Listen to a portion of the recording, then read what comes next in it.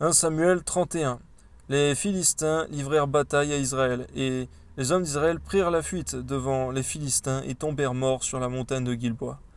Nous devons comprendre, Seigneur mon Dieu, que même si nous sommes ton peuple, nous avons besoin que tu sois avec nous pour avoir la victoire. Celui qui marche avec toi a toujours la victoire. Donne-nous de chercher ta présence premièrement. Amen. Les Philistins poursuivirent Saül et ses fils, et tuèrent Jonathan, Abinadab et Malchishua, fils de Saül. L'effort du combat porta sur Saül, les archers l'atteignirent et le blessèrent grièvement.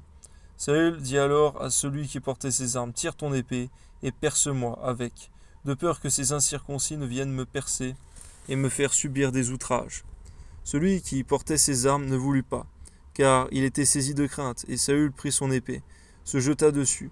Celui qui portait les armes de Saül, le voyant mort, se jeta aussi sur son épée, et mourut avec lui. Ainsi périrent en même temps, dans la journée, Saül et ses 3 fils, celui qui portait ses armes et tous ses gens, ceux d'Israël qui étaient de ce côté de la vallée et de ce côté du Jourdain, ayant vu que les hommes d'Israël s'enfuyaient, et que Saül et ses fils étaient morts, abandonnèrent leur ville pour prendre aussi la fuite. Et les Philistins allèrent s'y établir.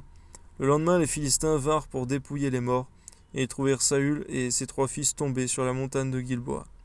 Ils coupèrent la tête de Saül et enlevèrent ses armes.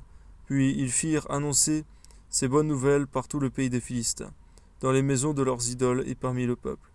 Ils mirent les armes de Saül dans la maison des Astartés. Ils attachèrent son cadavre sur les murs de Bath-Shean. Lorsque les habitants de Jabès en Galade apprirent comment les Philistins avaient traité Saül, tous les vaillants hommes se levèrent. Après avoir marché toute la nuit, ils arrachèrent des murs de Beth-Shan le cadavre de Saül et ceux de ses fils. Merci pour le respect qu'ils avaient eu, Seigneur, pour le roi défunt. Puis ils revinrent à Jabès, où ils les brûlèrent, prirent leurs os et les enterrèrent sous le tamarisque à Jabès, et ils jeûnèrent 7 jours. Merci, Seigneur mon Dieu, donne-nous de vraiment respecter les oints de l'Éternel. Amen.